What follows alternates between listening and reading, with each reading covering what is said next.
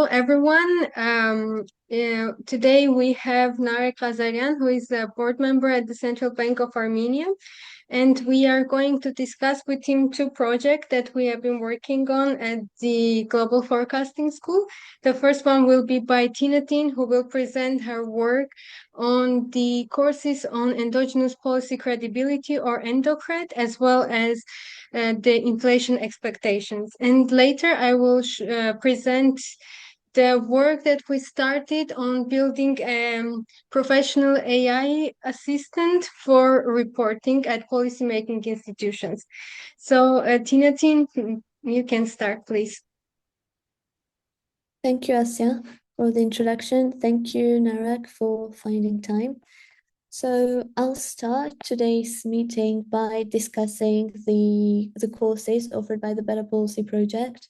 So the four courses, the main courses that we're offering, are what we believe is most essential for building capabilities for policymakers. We have global projection model with oil and risk assessment, and this is directly relevant for external sector analysis, for understanding how oil shocks, global demand conditions, and cross-country linkages transmit to your economy, and it is essential for every policymaker in an open economy. Then we've got a course on unobservables, the potential output gap, the natural rate of unemployment and equilibrium interest rates, and these are again also essential because if you get these wrong, you get everything wrong. Mismeasuring potential output leads to systematic policy errors. You think you have excess demand when you don't, or you miss it when you do. And this course provides long-run anchors that all scenario design and policy calibration depend on. Then we've got a course on Bayesian estimation for policy models. And this is a practical Bayesian estimation course tailored for large economy models, not the ones that we usually see in textbooks. We will also be going through the whole workflow with preparing models for estimation, designing economically meaningful priors, and validating results, and also integrating everything into policy production cycle. And then we have a course on EndoCred, which is one of the flagship courses, and I'll go deeper into it because it's related to the presentation that we are discussing today, the topic. So the central idea is simple for EndoCred. It is that credibility is endogenous, and it is not something that is fixed. It changes with policy actions, fiscal developments, communication, and public's experience of whether inflation is actually being brought back to the target and whether the central banks have it under control. And our whole theme today is that inflation outcomes do not depend only on the size of a shock, and they depend on whether expectations remain anchored, whether fiscal pressures are reinforcing inflation, and whether the central bank is operating in an environment where credibility amplifies or dampens pass-through. We've got three modules. Module 1 covers nonlinear solution methods, credibility dynamics, and fiscal dominance. And the emphasis is on building everything from ground up, understanding why credibility evolves over time, and why disinflation becomes much more costly once credibility has deteriorated. Then we have module 2, which extends the framework to a two-country open economy model in Diana, where we have exchange rate dynamics, spillovers, and sovereign risk, which are also related to credibility. And then we've got module 3, where the participants have an ability to build an institutional model and to fit it to any country and institution in question. And this will be a more hands-on experience, but all of them will be basically participants doing everything from bottom up in a very detailed way. And we will also have our GPT assistant where you can run the models and as well as produce outputs, and Asya will elaborate on it. Now the presentation, sorry. Now, today's presentation is about a question that sits at the intersection of macroeconomics and monetary policy, which is under what conditions do temporary supply shocks become persistent and persistent in inflation? And the short answer is that it depends very much on credibility. And when a central bank's nominal anchor is secure, firms in sticky price sector can treat energy shock or food price shock spike as relative price event and get on with their business. But when credibility is weakened, we see a completely different picture. And for the comparison, we are looking at two countries, United States and United Kingdom, where we have different levels of credibility, where credibility is higher and inflation expectations are more anchored in US and less so in the UK. Now, the most credibility analysis begins in the wrong place, so to speak. It asks whether survey measures of inflation expectations will look anchored, whether bond markets appear calm, or whether a central bank has a formal target. And those observations are relevant. However, credibility in the macroeconomic sense matters only if it changes behavior, specifically how firms and wage setters respond when supply shocks arrive. And there are three main questions. The propagation question is a fundamental one. When oil prices spike or exchange rate depreciates, does the initial shock remain confined to flexible price sector, or does it migrate into services, wages, or other sticky price components? And then there is a question of credibility. If the strength of nominal anchors determines how much of a relative price shock leads into underlying inflation, then credibility is not just a communication thing, it is a structural property of an inflation process. And a credible central bank can look through supply disturbances because agents trust that the shock will be accommodated. And then we have a cross-country question, which is the United States and the UK have experienced broadly similar kinds of supply shocks over the past 2 decades. However, what differs is the credibility level and how much the market trusts that they will contain inflation.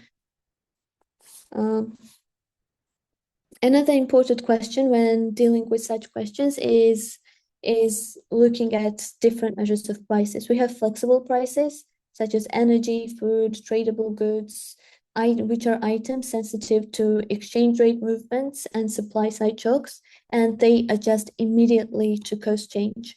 And they tell us a different story. However, the real question is not whether headline CPI moves when oil price rises. Of course, it does. The question is whether that movement propagates into the rest of the price system. And sticky prices occupy a fundamentally different position. Services inflation, wage-determined prices, contract-based prices, these are set by firms and workers who must make decisions about costs and contracts, thinking about into the future, say 5 years ahead or 10 years ahead. They don't make decisions immediately. And if they believe the central bank will return inflation to target, they will have little incentive to raise their own prices aggressively in response to a temporary shock, relative price shock. And this will be something that, so we will be using sticky core price inflation for the US, which is one of the better measures we have. However, for UK, we don't have such a measure. And we have services inflation, which is also a measure for underlying inflation. And for flexible prices, we'll be looking at headline CPI. And because to support the argument that core sticky and service inflations are comparable, for US, we are running two models, one for core sticky and one for services inflation, and well, the results are very similar. Now, the mechanism I've described so far, to summarize, is the following, that credibility determines the way prices react. And if you consider two scenarios, in first, central bank has a strong and well understood nominal anchor. When an oil shock arrives, firms in the sticky price sector have a strong prior. This is a temporary relative price event and not a regime change. That's how they interpret it. And they absorb some of the shocks in margins. They may pass through a small friction, but they do not fundamentally revise the multi-year pricing expectations. In the second scenario, credibility is imperfect. Market and price setters are less certain that the central bank will contain the shock, and they cannot rule out that the bank will prioritize, say, output or unemployment, and the prices, or say fiscal dominance, and the prices might skyrocket. And and and in our analysis, we will be we are not simply asking whether the headline to service inflation gap, meaning how much headline change versus to, say, services or sticky prices. We will not simply be asked whether this gap predicts future service inflation. We are asking whether the gap predicts more strongly when the nominal anchor is weaker, which is measured by credibility. And so we'll discuss it in more detail. Now, the bond markets are very informative, and the bond market insight starts from using five-year inflation expectations. So five-year forward rate is the core input to credibility measurement, and now I'll explain how it's built really briefly. So five-year asks a very specific question, setting aside what the bond market expects for inflation over the next 5 years and what it expects for the next 5 years after that. So years 6 to 10. And by focusing on this horizon, the measure strips out the near-term inflation use and isolates the market's view of where inflation will settle once the current disturbances have passed. And it is, in effect, a market-based estimate of medium-run inflation anchor. And the construction goes in two stages. First, we define 5-year and 10-year break-even inflations. So this exercise is only possible if an economy has inflation indexed bond markets, and this we have in 9 economies, and US and UK are 2 of them. And so we'll calculate this 5-year break-even, 10-year break-even, and then we use the compounded formula, and we get this 5-year inflation expectations, which we use. And as we can see here, for United States, these 5-year inflation expectations are very much anchored around this target, and target for US is 2.5, because it's a CPI measure.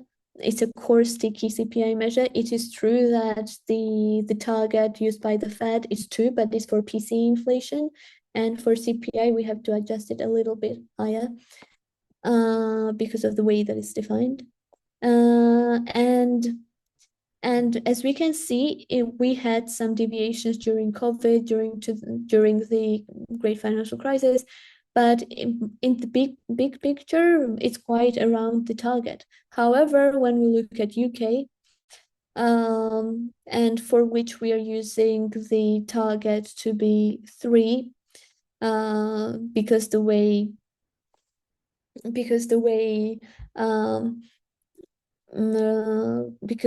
this bond yields are calculated, which is based on relative price index. We defined it to 3. I'll get back to it later. And even there, we see that it's quite volatile. It remains above the target for quite a lot of time, and when we calculate credibility from this measure, we see a very different picture. So from 5-year forward rate, we construct a credibility index. The logic is quite intuitive. We ask how close the 5-year forward rate is to the 2.3% anchor compared to 2 alternative scenarios. So one is low inflation trap at -1%.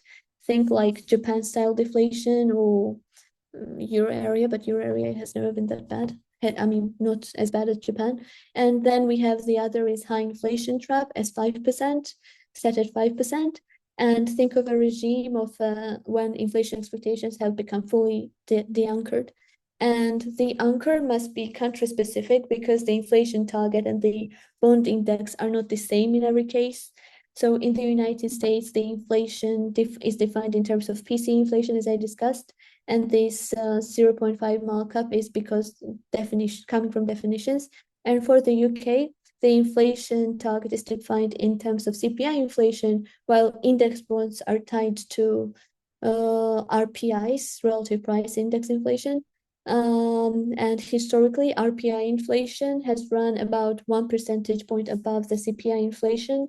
So the UK consistent anchored has been defined at 3%. And when we calculate this, you see how different the results are when we do it for 2.3 or 3. But still, even at 3, UK's credibility compared to US's is quite drastically different. Now, one of the strongest features of our framework is that credibility does not enter interaction as a simple interaction dummy or in our regression model. It enters through the very construction of expected inflation, which is the central right-hand side variable in the regression. Again, the model that I'm discussing right now is very nascent. So Narek, if you have any comments or anything, this is a very fresh out of the oven today's presentation. So if you have any comments, I'd really appreciate it. Thank you, Tinatin. It's very interesting so far.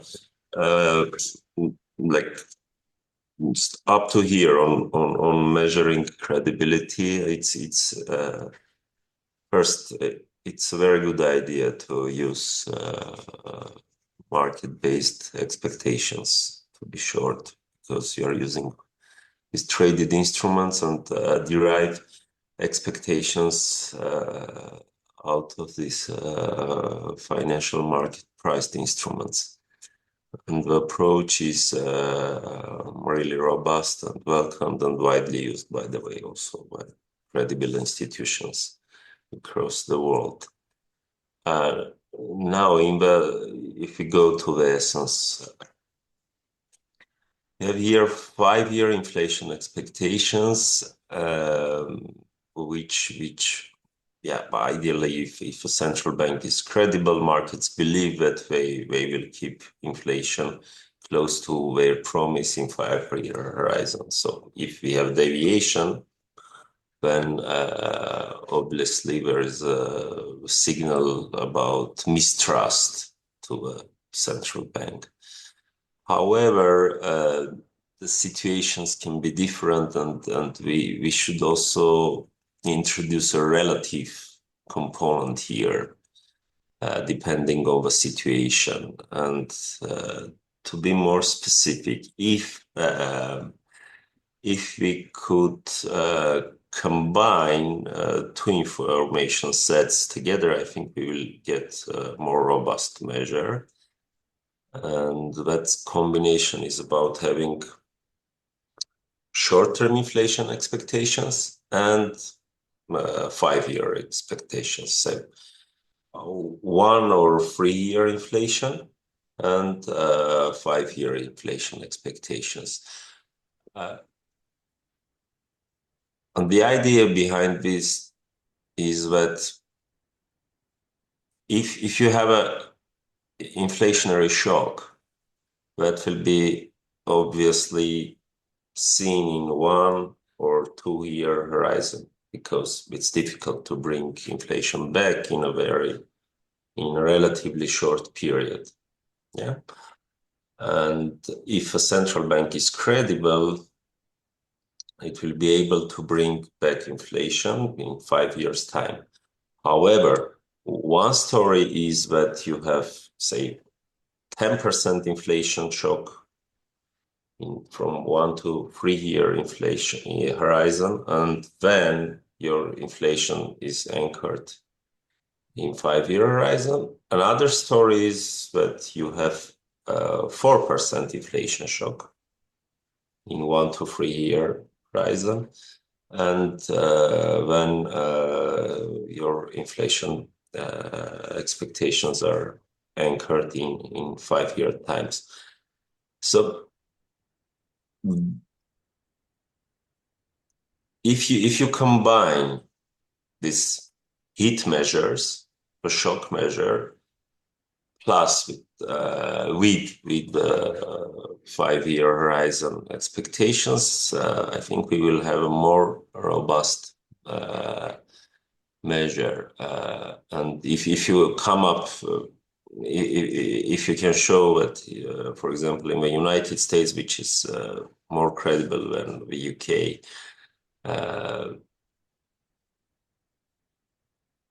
inflation is anchored to the inflation expectations are anchored to the target in the United States, given that they had large inflationary shocks when they are in the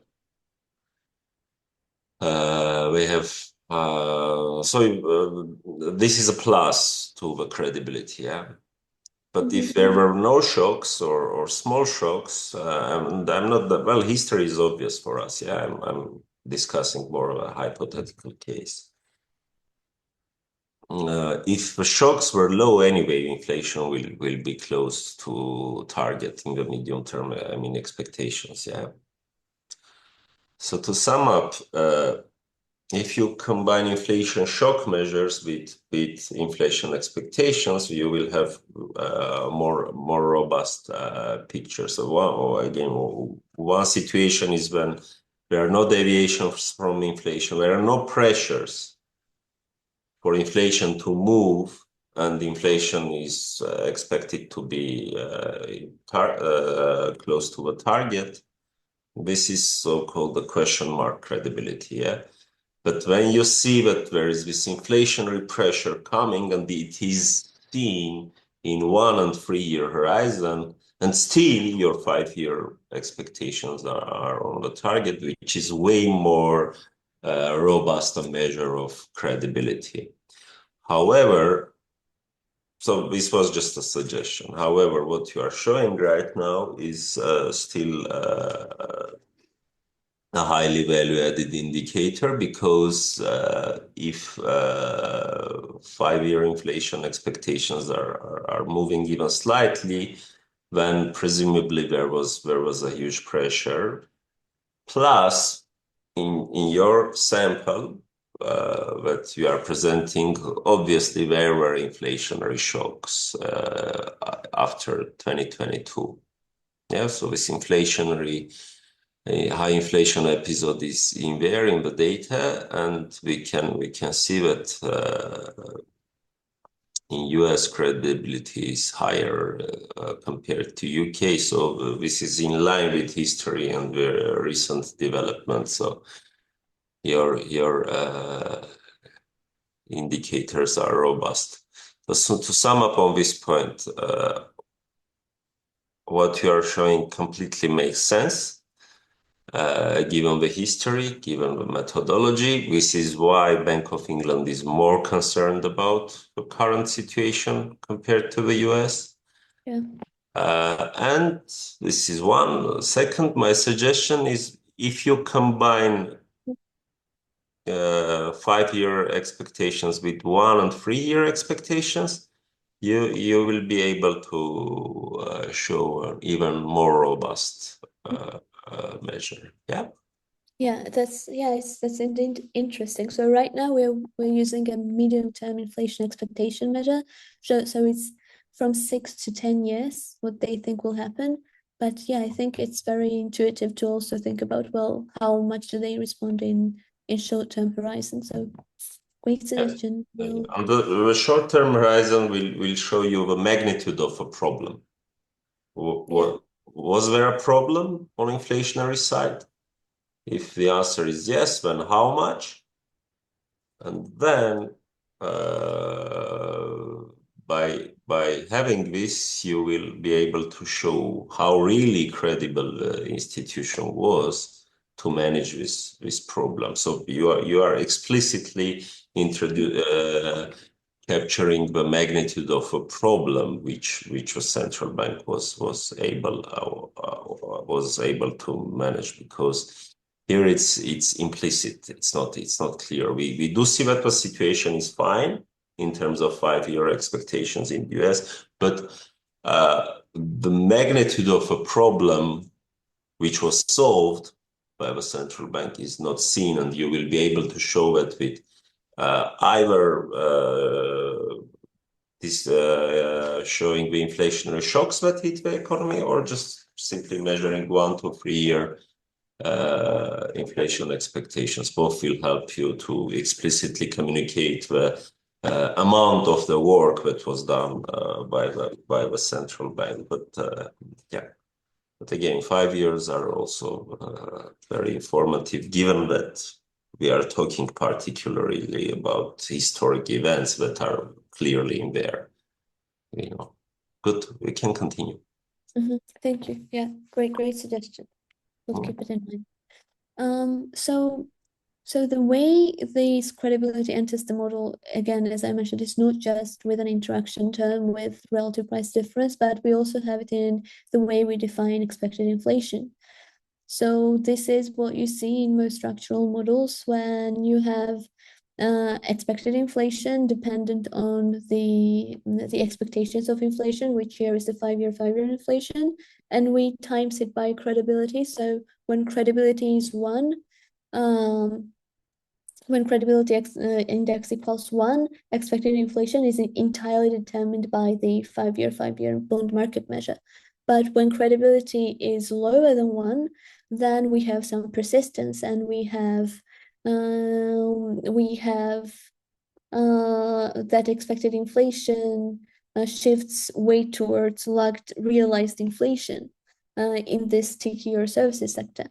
And price setters become more backward looking, so to speak, and they no longer trust the announced anchor as their guide, and instead they think about what the inflation was, say, 1 month ago. So this is one way it enters our regression. Sorry. By the way, your equation is exactly in line with what I was just discussing. So your equation is saying if you have inflationary expectations going up, and if a central bank is credible, it will bring them down. Yeah. If no, they will persist in the future. Now, the question is about timing.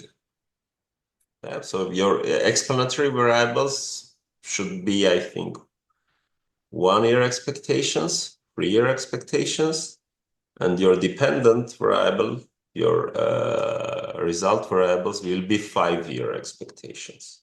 So how these pressures in the relatively short term propagate in the future. And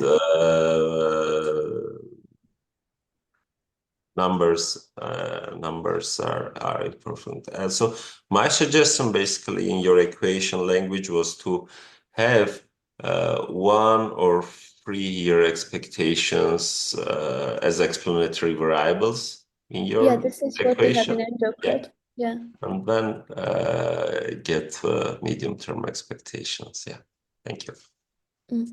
Yeah, thanks for the suggestion. Yeah, that's what we have. We have 1-year expected inflation in EndoCred. But here it was more about how credibility in terms of medium-term anchoredness, like how anchored it is. But yeah, it really makes sense. It would be interesting to see the results in both ways, definitely. So now when we see here, we see the intuition behind it. So in the United States, because the credibility index stays close to 1, the expected inflation series remains remarkably stable. Even during this is once we constructed using this equation, the red line, and on the UK side, the blue line. So it is remarkably stable for the US.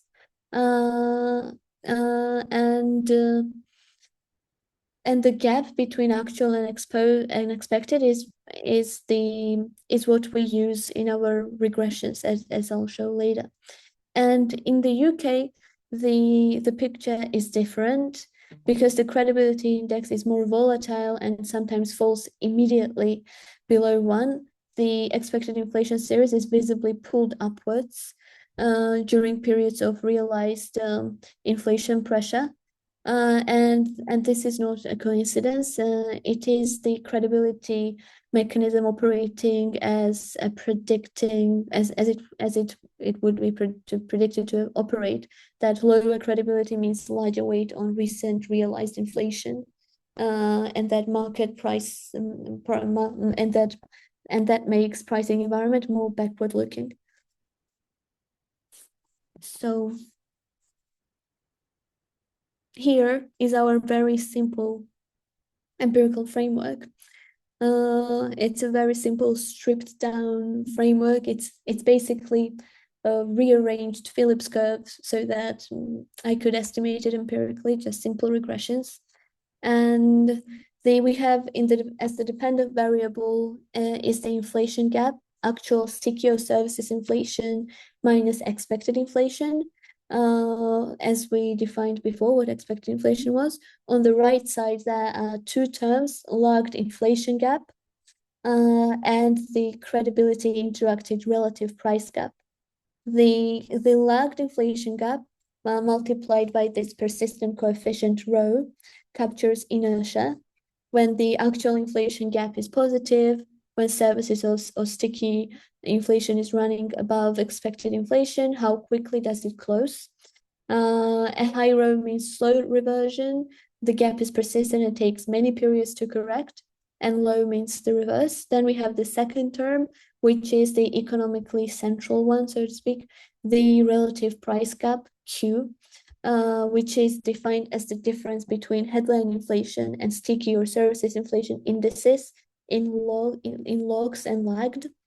And lagged because it's a regressive relationship. It reacts a bit later. And this is the flexible price signal. It captures how far ahead the sticky sector headline has moved, which reflects the arrival of supply side shocks, energy price swings, exchange rate movements, etc. And this relative price gap is scaled by -1 credibility index. When credibility is perfect, the bracket equals 0, and the term vanishes, and the relative price gap has no effect. However, when credibility falls, this bracket opens up and the relative price gap begins to predict sticky price deviations from the expected inflation. And the coefficient beta measures state-dependent amplification, meaning how much more damaging the same relative price shock is when nominal anchor is less secure. So here, so the measures that I used for sticky and services inflations, I tried for two specifications so far. I've tried for month-on-month inflation and then 3-month over 3-month annualized, both annualized. And for obviously the 3-month over 3-month gave more logical results because there's so much noise on month-on-month inflation. And it can give, I forgot the word, results in econometrics that seem to make sense, but it doesn't because there's so much noise there. And 3-month over 3 months gave better results, but it would be also interesting to see year-over-year inflation measure as well there. So that would be next step. And now I'll go through the results from US and then UK. So as we see, in the summary table, US has a credibility range in a much higher range, as we saw on the pages a few pages ago. The 5-year band is also very constrained with around the target inflation, and expected inflation is also quite well behaved, and we have anchor at around 2.5. And when we see the regression results, which are, again, it's very new results, like 2 hours ago, we see we have a very high persistence, which means very high inertia, and it is even statistically significant. From there, we can calculate the weight on expected inflation, which would be when you rearrange and write it in the form of a Phillips curve, the coefficient that would be on expected inflation, which is rather low. I would expect it to be higher for US, so I will have to get back to the empirics of it all. And we have R squared that is massive, so we have an excellent fit. It's almost too good of an R square. And we estimated on a sample of 2000 from 2003 to 2026. And as we can see, both for core sticky and services, the results are very similar. So for the UK, when we'll look at services, we can think that it's a good enough proxy for core sticky.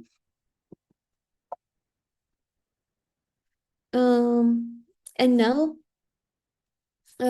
we look at the UK, where we have a credibility range that's much more lower, that's significantly lower, that's markedly lower than that of the US. We have anchor at 3, expected inflation is volatile and shifts upwards.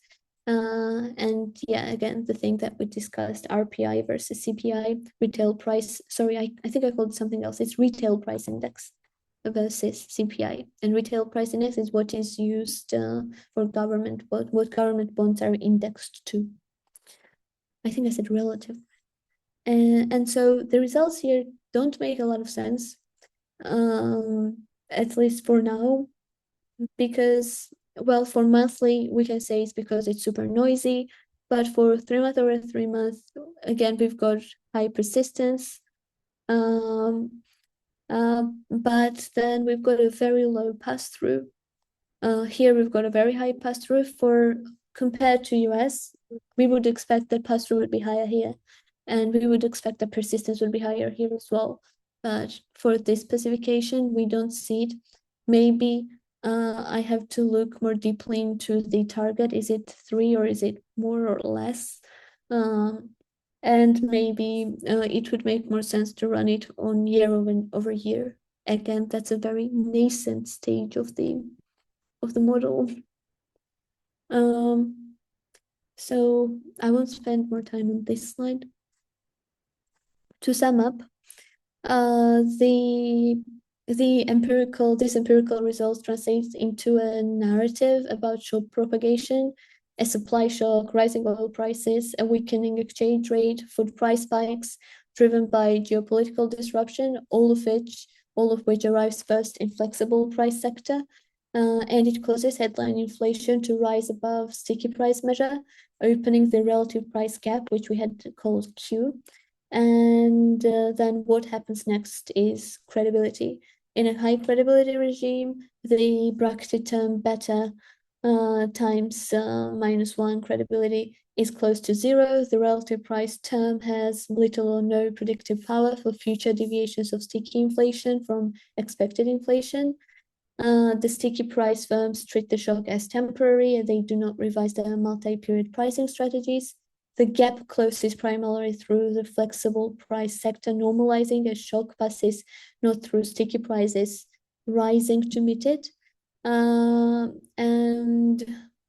as discussed, the implication of this exercise should be that when we have a low credibility sector, we have more persistence and higher pass-through. So that was my presentation. If you have any comments, I'd appreciate it. Oops. Very interesting again, Tinatin, very telling and very true.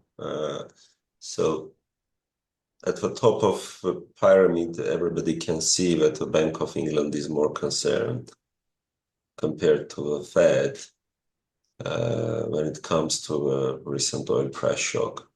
And what you are doing is layering out the problem and saying that past actions can make things worse or better. So it's past credibility, which was built by the Fed or damaged by the Bank of England, which was the experience of managing the post-COVID inflation shock, can help or worsen the situation. And going forward, things can get even worse if Bank of England credibility suffers even more. Then Bank of England may find itself in a dark corner in terms of inflation managing ability. So credibility is the key here, and which I assume suggests a more aggressive and more vigilant response to inflation compared to the Fed. And we do see this difference again. Your hypothesis is confirmed by the communication of both banks, and Bank of England is probably the most hawkish bank in terms of its communication about the management of current oil price shock. So they I think signaled even a rate hike compared to Fed, which still is signaling rate cuts, although markets are interpreting things differently. But situation is very uncertain, and market interpretations should be taken with cautious. But you are touching to a correct point. You are pointing to the right direction, but credibility is important, and it provides now with the initial conditions, and these initial conditions suggest different policy responses, and the initial conditions for Fed is relatively better compared to Bank of England, again, because of past experience, relatively fresh. Now, going into technicalities, I think your econometric approach, the philosophy is very, very good. And but as long as you are estimating one equation, I think just playing with different specifications or trying to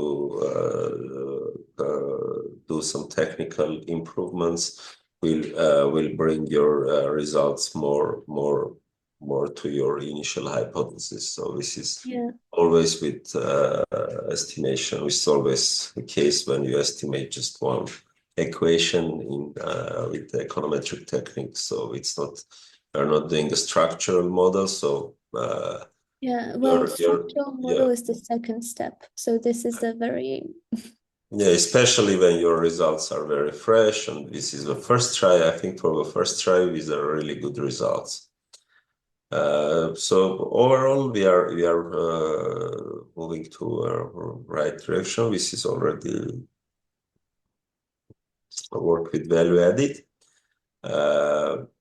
And my suggestions on possible improvements is one, again, on this expectations issues, the timing. In 5 year is kind of an end result in terms of expectations. But these end results can mean different thing about credibility depending what the problem was. And the problem is measured in 1 to 3 year horizon. When you have this inflation pressure coming, if a problem is large and 5 year expectation is anchored, that means way more credibility compared to small problem in terms of inflation pressures and anchored inflation expectations. Again, this sample can vary over time, across situations, and when you can compare different central banks, but it matters. It is very important what was the amount of shock, what was the amount of a problem which was managed, and you ended up with still anchored inflation expectations, because 5 year, again, it's kind of an intermediary end result, which is achieved or no, but it really depends what was the problem. how strong was the bank. Yeah. So if you may try to dig deeper here. And another suggestion it's an hypothesis. It's a bit from different domain. It's about pricing power, markup, a bit more micro economics based hypothesis. So the idea is this: when the pass-through of supply shocks, I think, can really depend on the demand conditions in the economy, whether the economy is overheated, whether it's running low. And my prior is that if the demand conditions are really strong, if the output gap is positive or close to or large, then the supply shocks will other things equal, even credibility. Yeah. If the economy is overheated and it is hit by a supply oil price shock, then the propagation will be stronger compared to the economy. So if you kind of multiply our demand shock with supply shock and have this interaction factor in your econometrics equation, or adjust equations in the EndoCred model, I think there is a potential for more value added, because the Phillips curve without output gap or like unemployment gap is quite unfinished. So yeah, this was a very preliminary version of it, but I think the reason we strayed away from using unemployment or output gap immediately was because of the way it's measured. So measuring potential output is a task of its own. But yeah, the plan is to also include whether there is overheating already. but that's really a suggestion about a long-term improvement and the future work, because this will this is supposed to answer a different set of questions, but I think it's a hot topic because well, if you look at the current situation, the world economy is being hit by huge energy shock, and I assume countries where demand is weak will see less pass-through compared to countries where the economy is running strong. Because if the economy is running strong, also firms have more pricing power, and these markups can be pro-cyclical. So they will be able to pass through to strong and greedy customers, in a sense. So customers will be ready to pay because the demand conditions are strong, and instead of absorbing this shock in their own markups, they will easily pass through it to a market which is booming. But if demand conditions are weak, which is, by the way, I assume the case in the United States, because prior to this shock hitting the US economy, unemployment conditions were worsening, and lots of indicators were showing that the output gap is moving to declining territory, whether from positive to zero or from zero to negative doesn't matter that much, but it was weakening the demand when this shock arrived. But in the case of Armenia, for example, some of us in the board think that output gap is positive, and if we have output gap positive and supply shock coming, the propagation and transmission can be stronger.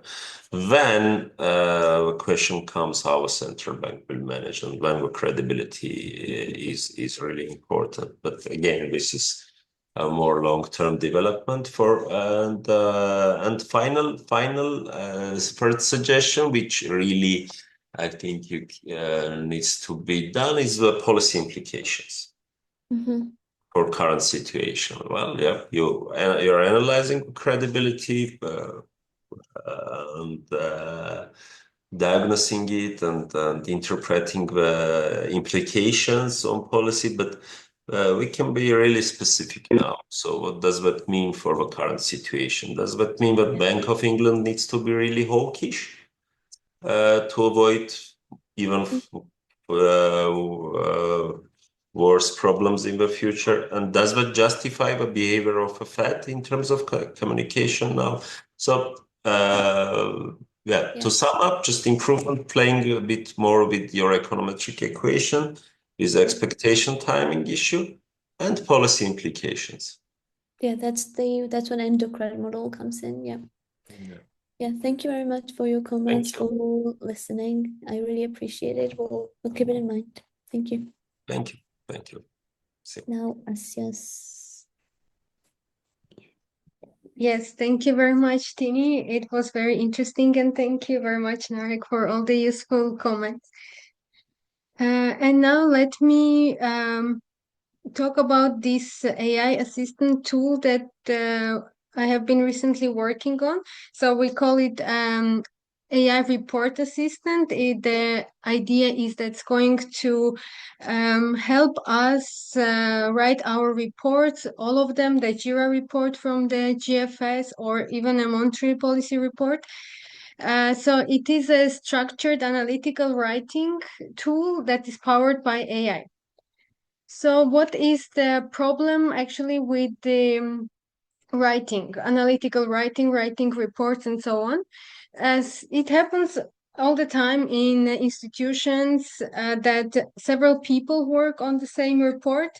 And these people, of course, have different expertise. They have different knowledge base and so on. And because of that, there are lots of problems like the experience gap. So one part of the report can be really nicely written if someone has a lot of experience writing or is a natural good writer and so on. And a consequence of this, of course, is an inconsistency. So the different parts of report can be really inconsistent with each other. And another consequence is the lack of standards. So the different kinds of standards, they can be technical standards, they can be also more high-level standards that sometimes are not really followed in high-quality reports. And of course, writing a report can be very, very time consuming. There are always lots of comments and iterations and so on. So sometimes in policymaking institutions, it can take weeks to finalize a monetary policy report or other policy reports.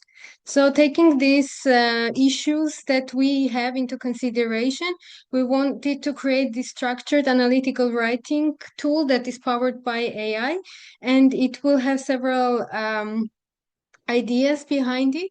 It will have a guided environment, so it is not going to be just the usual ChatGPT or a Gemini or other AI tool. We are in the process of training these to reflect the standards that we have for monetary policy, for FPAS Mark II, for the GFS, and these standards are going to be behind this tool.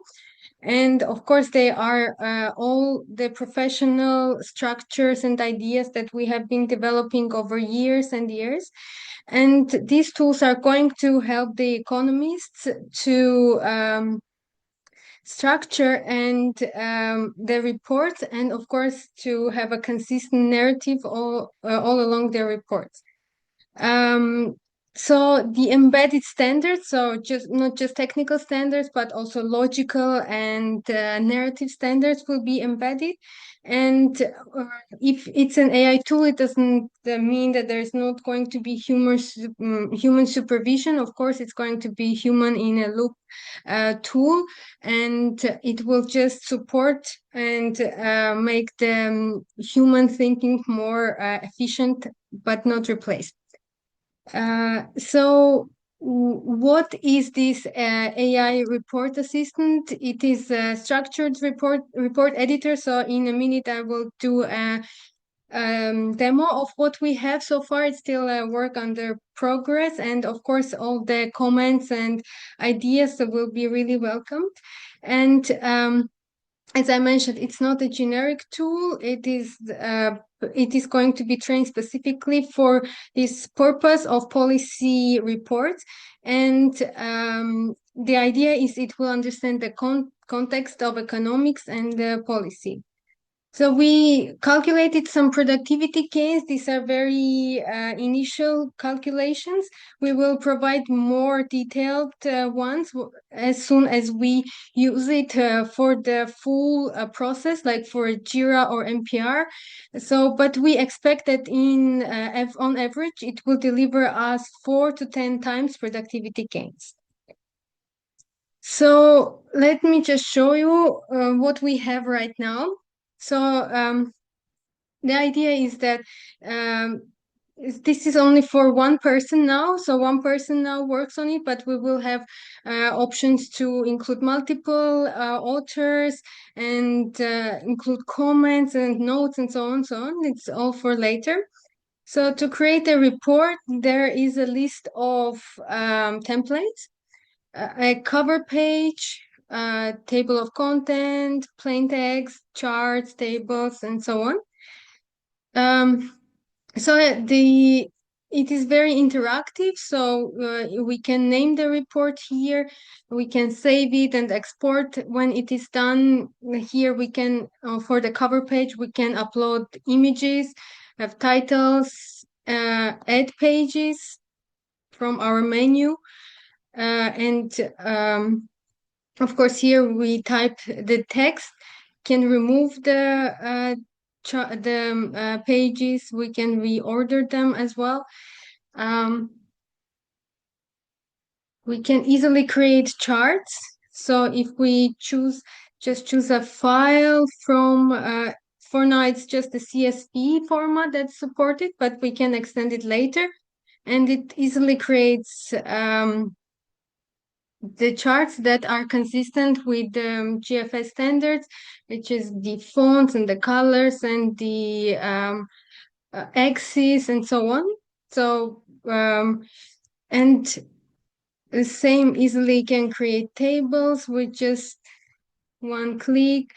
We will later add more options like insert data from CSV files and so on. And of course, it has an AI assistant that will be trained for the policy, monetary policy in particular, and GFS standards. And it will help us to write a text, improve it, rewrite, so manage the tone, standardize, and so on. So this is the whole entire idea. The technical stuff we are still working on. We are really hoping it will be functional for our next JIRA report when it will come out, and we will be able to fully use this, and then we will extend later for the other reports. Great. I think this is another great example how AI tools can help.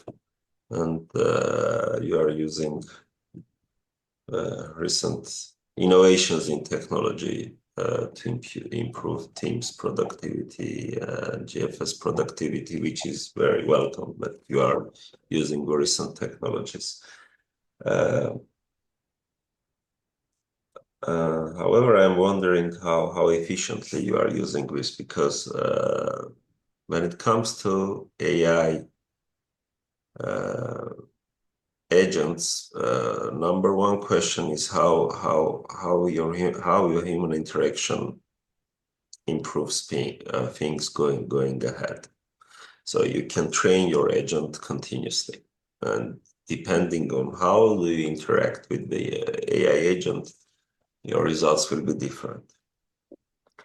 So I assume providing it with the history is very important, the history of reports. And well, obviously we will have productivity gain from the first draft reports of the AI. Better structure, faster, clean, homogenized. So the problems that you mentioned will obviously be solved. This key is a report writing ability gap, departmental approaches, differences based on structural approaches and departmental differences within the unit and the institution can bring problem which AI will vanish at once. So these are the first layer benefits that you get. However, you can improve. You can improve further depending on your interaction with AI. So my question is, do you have any special techniques how you train the agent to continuously improve? This can be done by one strategic intervention with agent, like iteratively interacting and learning, teaching the agent. And second, providing history of reports and more data to it. So, did you discuss this problem, and are you, if yes, how do you solve it? Yes.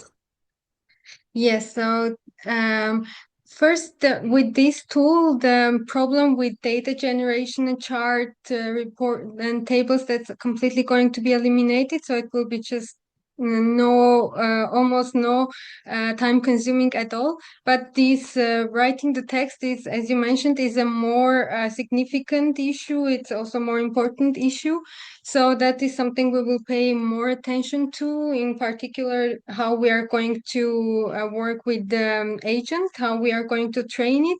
So we are going to use, as you mentioned, the historical documents that we have, monetary policy reports, but the ones that are state of the art, like, for example, the Central Bank of Armenia's FPAS Mark II reports, which are really great reports, and we spent several years making them better and better. As well as our standards. So there are specific standards that these reports are written with. So we will provide and train the AI with those standards. And of course, still it remains a very important issue, the prompt engineering. So we will still need to have a specific way of interacting with the agent so that the help it provides is meaningful and reasonable. Very good. So you have certain intervention criteria, and you are doing that. I assume if it's continuous, you will see ongoing improvements. Although again, a huge obvious improvement will pop up at once. There's still room for polishing, and you are doing that according to your answer, which is very welcomed. And the second thing is related to the setup of processes between the real team players. So there is this thing of being stuck in the comfort zone of accepting AI responses. I see. So AI will give you a report. Of course, that report will already incorporate human interventions, and it will be a weighted average of agent and your intervention. Still, it will give you a report which you might not ideally like, but will accept. How do you make sure that this cross-checking is in there and the team is not stuck in the comfort zone of being biased to accepting what AI provides, because it's usually nice enough, clean enough, makes definite sense. However, if you were to write it yourself, you would do it differently. But this bias is happening because it's already ready in there. You save time and do not spend more resources and sacrifice your ideal vision about the report to what you have. So for this, I assume you must have some processes of cross-checking, double-checking, and providing opinions. So have you thought about this of cross-checking the process so that you avoid this comfort zone of having above average but not excellent products provided by AI? Yes, that's a really good point. So the way we have been doing so far is that, of course, we never accept the text that's just provided by AI. We rewrite it several times, and inside our team, we also discuss, for example, when we write the JIRA, it goes through lots of discussions, lots of rewriting. Um, uh, yes, so I guess that would be the way to do it, just to discuss within the team, not to accept whatever the AI provides and rewrite it as many times as it's necessary until it's good enough. There are some certain clear quality checks must be set up in Yes. the process, and the team must commit to it to this quality check processes of final. And if you have it there, then we are really really in a good situation. And if you are training also the agents, further improvements will come back in the future. But the key thing is to set up a human interaction correctly with the AI agents so that humans dominate, but not vice versa. Otherwise, AI will start dominating with its above average again reports, and the team can become lazy and overly reliant on AI. So, but the Yes. correct combination of technology and the skills that we humans are, the team is more competitive in. So if we emphasize with skills and combine it with agent correctly, value added will be maximized. But this is about polishing. The great thing is that you already have a tool in there. And again, huge productivity gains are already there. The question, Yes. how we polish it further, but obviously there is an elephant in the room in terms of productivity gains. And yeah, thank you for the work. Yes. Thank you very much. For presentation. Thank you. Thanks so much. Thank you very much. Have a nice weekend. Good. I think we had a great first session, and I'm looking forward to continuing this.